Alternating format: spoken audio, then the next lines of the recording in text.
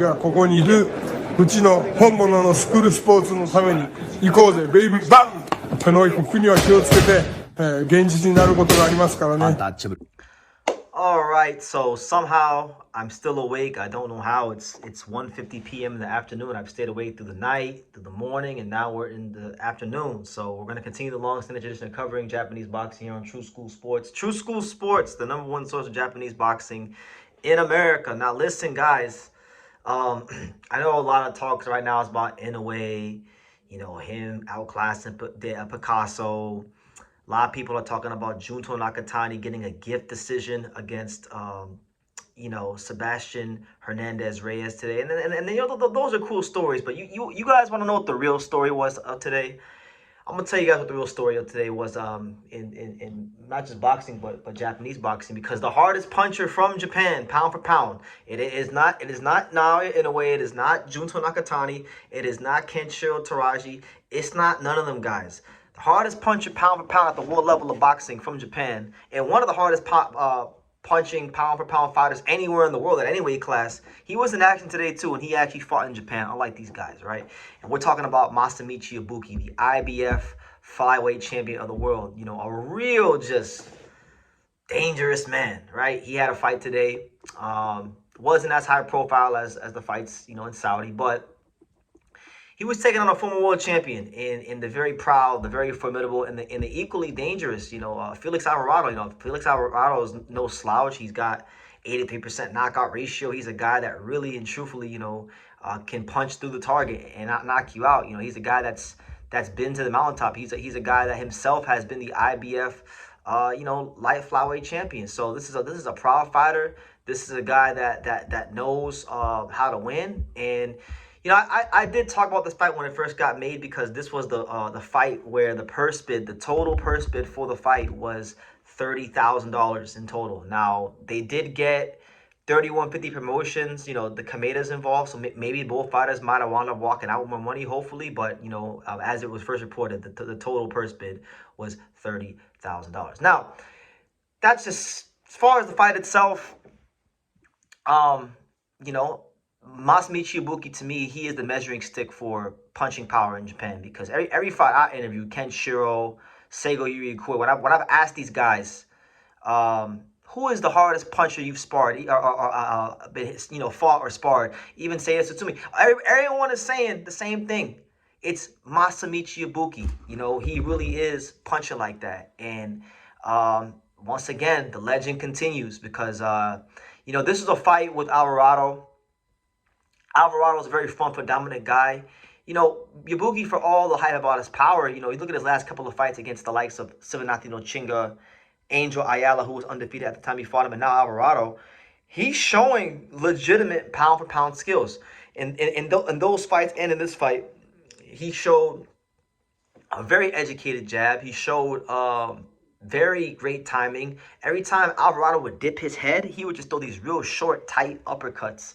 Sometimes, hooks, and just catch him when he would dip his head below the waist. And I was really impressed with him. Just his movement, his timing, his jab. I mean, you look at like him and Kenshiro Teraji, right? And I feel like their careers are actually in reverse, because early in Kenshiro Teraji's career, he used to box a lot more, and he was like a boxer puncher. Yabuki was more of the seek and destroy, balls to the wall, knockout artist. But as time has went on, the roles reversed. Kenshiro now doesn't really box like he used to. He looks for knockouts, and he gets caught and put in a lot of competitive fights that shouldn't be competitive.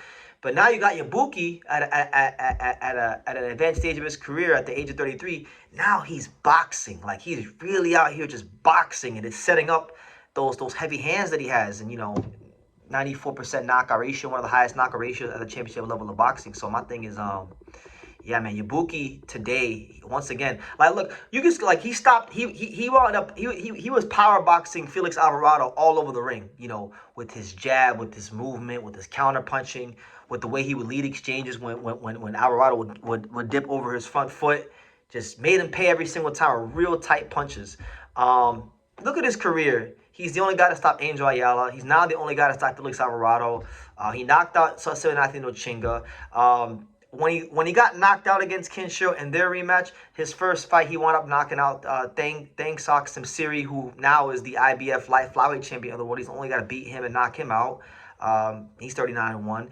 He's the only guy to knock out Kenshiro Taraji. So like I said, when it comes to the measuring stick for punching power in Japan, it's definitely Masamichi Yabuki, straight up. And even back in the day when they were prospects, he fought Junto Nakatani in a 4-round fight. Now, mind you, it's a 4-round fight.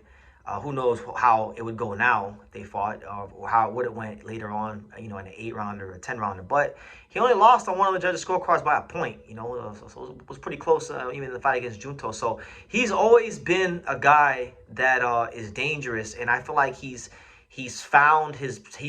really found himself at this stage of his career.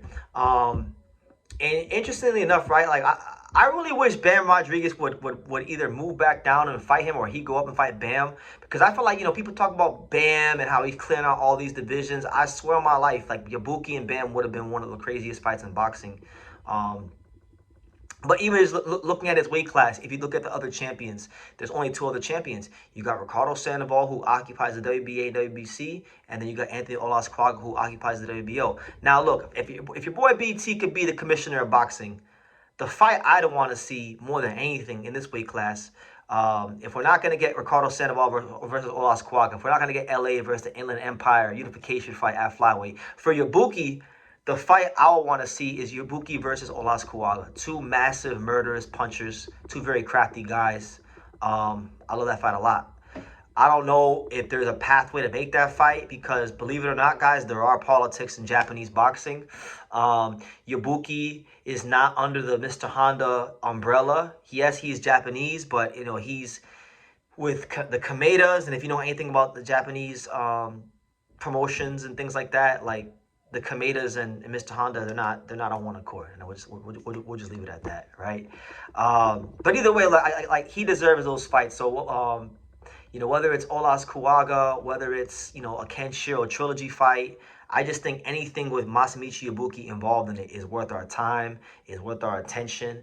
And truth be told, I mean, like I said, you have now, in a way, you have Kenshiro Taraji, you have Junto Nakatani, but after that, I mean, it's Yabuki. And like I said, he's fighting world-class guys. Like, this is what I'm saying. Like, they just put Oscar Collazo top 10 pound for pound, and he hasn't been doing what Yabuki's been doing in his career.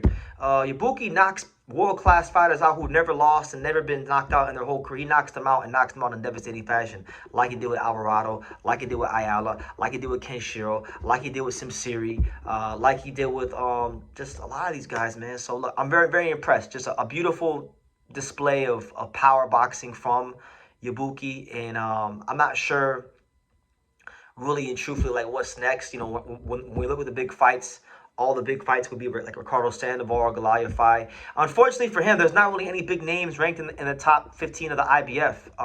So I'm thinking, either A, he's gonna have to, get like one of these unification fights, or if he wants a big fight, he has to go to super flyweight, and I'm not really sure what's gonna happen up there, and maybe they can revisit Kenshiro trilogy up there. But either way, a very devastating performance from Masamichi Yabuki, a complete performance. He power boxes this guy, Alvarado, all over the ring, counters him, leading the exchanges, and then he gets the knockout in the 10th round. So just he takes him the distance, and he drowns him in the later rounds.